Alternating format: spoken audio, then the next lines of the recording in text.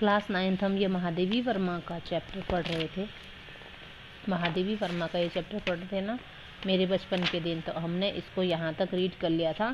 तो थोड़ा सा एक बार ये रिवाइज देख लो कि वो महादेवी वर्मा होती है, उसको लेखन का ये कविताएं वगैरह लिखती है, तो उनको ये मिले थे, मीटिंग में जाती रहती ना वो, तो उनको वहाँ कॉलेज में महादेवी वर्मा है ना, तो सुभद्रा कुमारी चौहान वहाँ पर उनको मिलती हैं। तो वो भी सुभद्रा कुमारी चौहान जी भी वो कविताएं होते हैं लिखने में लिखती हैं, तो उनके साथ में ये भी कहानी लिखने सुभद्रा ने कहा। अब इनको क्या हुआ, एक इनाम मिला था, कोई चांदी का एक कटोरा मिला था महादेवी वर्मा को, तो उन्होंने उनको दिखाया यह मिला है। तो सुभद्रा कुमारी ने कहा कि ठीक है, अब एक दिन तुम इसमें खीर बनाओ और मुझको इस कटोरे में खिलाओ, ठीक है।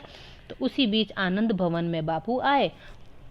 हम लोग तब अपने जेब खर्च में से हमेशा एक एक दो आने देश के लिए बचाते थे, और जब बापू आते थे तो वह पैसा उन्हें दे देते थे। उस दिन जब बापू के पास में गई तो अपना कटोरा भी लेती गई। मैंने निकाल कर बापू को दिखाया। मैंने कहा, कविता सुनाने पर मुझको यह कटोरा मिला है। कहने लगे, अच्छा दिखा तो मुझको। मैंने कटोरा उनकी ओर बढ़ा दिया तो उसे हाथ में लेकर बोले, तू देती है इसे? अब मैं क्या कहती, मैंने दे दिया और लौट आई। दुख यह हुआ कि कटोरा लेकर कहते कविता क्या है, पर कविता सुनाने को उन्होंने नहीं कहा। लौट कर अब मैंने सुभद्रा जी से कहा कि कटोरा तो चला गया। सुभद्रा जी ने कहा, और जाओ दिखाने। फिर बोली, देखो भाई, खीर तो तुमको बनानी होगी, अब तुम चाहे पीतल की कटोरी में खिलाओ, चाहे फूल के कटोरे में। फिर भी मुझे मन ही मन प्रसन्नता हो रही थी कि प्रथम की पुरस्कार में मिला अपना कटोरा मैंने बापू को दे दिया। सुभद्रा जी छात्रावास छोड़कर चली गई। तब उनकी जगह एक मराठी लड़की जैबुन निसा हमारे कमरे में आकर रही। वह कोल्हापुर से आई थी। जैबुन मेरा बहुत सा काम कर देती थी। वह मेरी डेस्क साफ कर देती थी, किताबें ठीक से रख देती थी, और फिर इस तरह मुझे कविता के लिए कुछ और अवकाश मिल जाता था। जैबुन मराठी शब्दों से मिली जुली हिंदी बोलती थी। मैं भी उससे कुछ कुछ मराठी सीखने लगी थी। वहाँ एक उस्तानी जी थी, जीनत बेगम। जैबुन जब इकड़े तिकड़े या लौकर जैसे मराठी शब्दों को मिलाकर कुछ कहती तो उस्तानी जी से टोके बिना न रहा जाता। वाह देसी कौवा मराठी बोली, जैबुन कहती थी। नहीं उस्तानी जी, यह मराठी कौवा मराठी बोलता है। जैबुन मराठी महिलाओं की तरह किनारीदार साड़ी और वैसा ही ब्लाउज पहनती थी। कहती थी, हम मराठी हूँ तो मराठी बोलेंगे।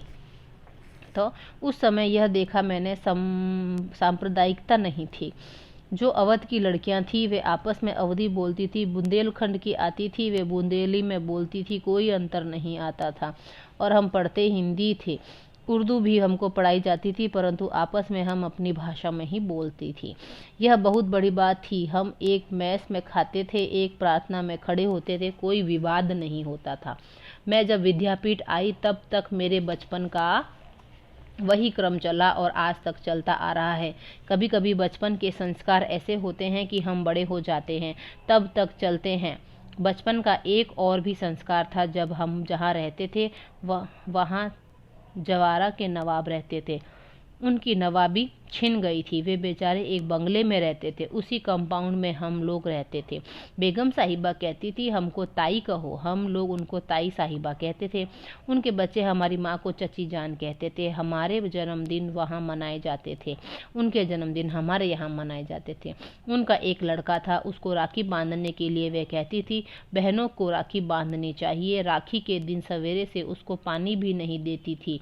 कहती थी, राखी के दिन बहनें राखी बांध जाए तब तक भाई को निराहार रहना चाहिए, यानी खाना नहीं खाना चाहिए। बार बार कहलाती थी, भाई भूखा बैठा है राखी बंधवाने के लिए। फिर हम लोग जाते थे, हमको लहरिये या कुछ मिलते थे।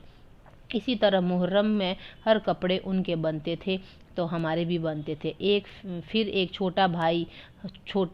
हमारा छोटा भाई हुआ।